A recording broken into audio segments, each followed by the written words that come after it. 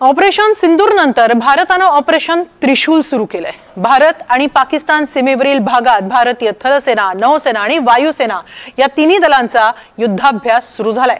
सलग 13 दिवस चालणारे या युद्धाभ्यासातून भारताचं सामर्थ्य शत्रूंना पाहायला मिळणार आहे।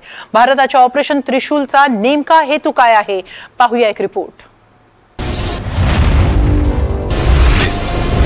भारत पाक सीमेवर ऑपरेशन त्रिशूल। भारताच्या तिन्ही सैन्यांचा युद्धाभ्यास। ऑपरेशन त्रिशूल पाक सैन्याला धडकी भरवणार।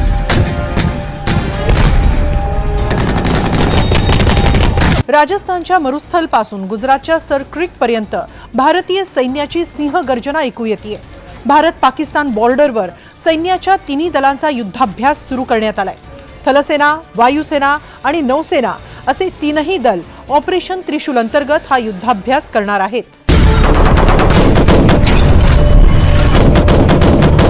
13 दिवसांच्या या ऑपरेशन त्रिशूलमध्ये भारतीय सैन्याचं सामर्थ्य दाखवून पाकिस्तानला आपल्या कुरापतींपासून सावध राहण्याचा इशारा दिला जाणार आहे।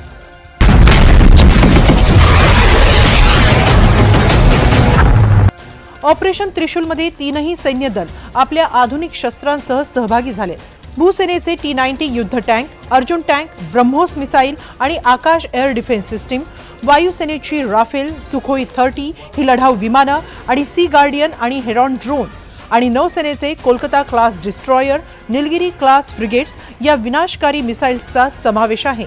आर्मी के सदर्न आर्मी कमांड, नेवी का वेस्टर्न कमांड, एयरफोर्स के south western air command participate कर रहे हैं और उसमें हमारा मेन उद्देश्य यह है कि how to enhance this synergy between all the maritime forces as well as inter services so it's a very large complex environment and this is a multi-domain integrated operation which we are conducting.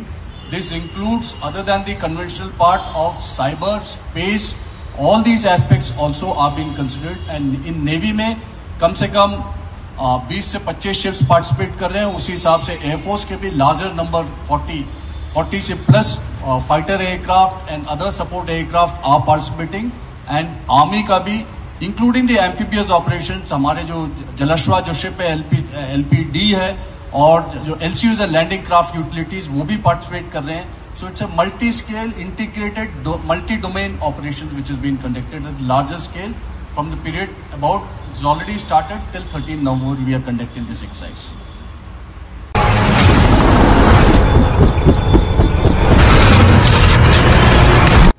Operation Sindoor नंतर भारताकडून हा पहिला लष्करी सराव केला जातोय।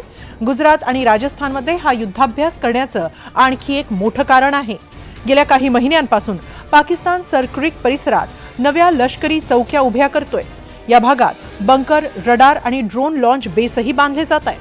पाकिस्तानच्या या हालचालींवर भारतानं बारकाईनं लक्ष ठेवलंय। पाकिस्तानचं म्हणणं आहे की ब्रिटिश कालीन 1914चा मॅप जर आपण त्या ठिकाणी पाहिला तर त्याच्या अनुसार ब्रिटिश कालीन सिंध प्रांत जो आज घडीला पाकिस्तानकडे आहे, सिंध प्रांताची सीमा ही या सर क्रीकच्या ईस्टर्न फ्लँक म्हणजेच पूर्वेच्या तीरापर्यंत आहे। म्हणजेच भारताचा सर क्रीकवर कुठलाही हक्क नाही, अशा प्रकारची भूमिका पाकिस्तान त्या ठिकाणी घेताना दिसतोय। पाकिस्तान आंतरराष्ट्रीय तत्व थालवेक प्रिन्सिपल याला मानायला तयार नाही आणि म्हणूनच सर क्रीक विषयी भारत आणि पाकिस्तान यांच्यामध्ये वाद आहे। मागच्या काही काळामध्ये या सर क्रीकच्या भागामध्ये ज्या प्रकारे मोठ्या प्रमाणामध्ये हायड्रोकार्बन म्हणजेच नैसर्गिक वायू आणि पेट्रोलियम पदार्थाचे साठे उपलब्ध असण्याचे वेगवेगळ्या प्रकारचे रिपोर्ट येत आहेत। सोबतीलाच ही खाडी असल्यामुळे इथे मच्छीमारांसाठी मोठ्या प्रमाणामध्ये मासे सुद्धा उपलब्ध आहेत आणि म्हणूनच इकॉनॉमिकली आर्थिकदृष्ट्या याचं महत्त्व लक्षात घेता त्याचबरोबर भारत आणि पाकिस्तानच्या सुरक्षेच्या दृष्टिकोनातून सुद्धा सर क्रीकचं विशेष महत्त्व असल्यामुळे भारत आणि पाकिस्तान यांच्यामध्ये सर क्रीक विषयी वाद वाढतच चाललेला आहे। नुकताच भारतानं ऑपरेशन त्रिशूल सुरू केलेलं आहे आणि त्याच्या माध्यमातून एक प्रकारे पाकिस्तानवर जबरदस्त दबाव त्या ठिकाणी निर्माण होतोय आणि याच अनुषंगानं आता पाकिस्तानच्या नेव्हीनं सुद्धा नेव्हल अलर्ट त्या ठिकाणी जारी केलेला आहे। त्या ठिकाणी नेव्हल लाईव्ह फायर ड्रिल्स होणार आहेत आणि येणाऱ्या काळामध्ये पाकिस्तान मिसाईलची टेस्टिंग सुद्धा त्या ठिकाणी करू शकतो। संरक्षण मंत्री राजनाथ सिंह यांनीही या भागात घुसखोरी केल्यास कारवाईचा इशारा दिला होता। आजादी के 78 साल बीत जाने के बावजूद सरक्रीक इलाके में सीमा को लेकर एक विवाद खड़ा किया जाता है। भारत ने कई बार बातचीत के रास्ते इसका समाधान करने का प्रयास किया है, मगर पाकिस्तान की नीयत में खोट है, उसकी नीयत साफ नहीं है। जिस तरह से हाल में पाकिस्तान की फौज ने सरक्रीक के सटे इलाकों में अपना मिलिट्री इंफ्रास्ट्रक्चर बढ़ाया है, वह उसकी नीयत बताता है। साथियों, भारत की सीमाओं की रक्षा भारतीय सेनाएं और बॉर्डर सिक्योरिटी फोर्स मिलकर मुस्तैदी से कर रही हैं। अगर सरक्रीक इलाके में पाकिस्तान की ओर से कोई भी हिमाकत की गई तो उसे ऐसा करारा जवाब मिलेगा कि इतिहास और भूगोल दोनों बदल जाएंगे मेरे साथियों। और 1965 की जंग में भारत की सेना ने लाहौर तक पहुंचने का सामर्थ्य भी दिखाया।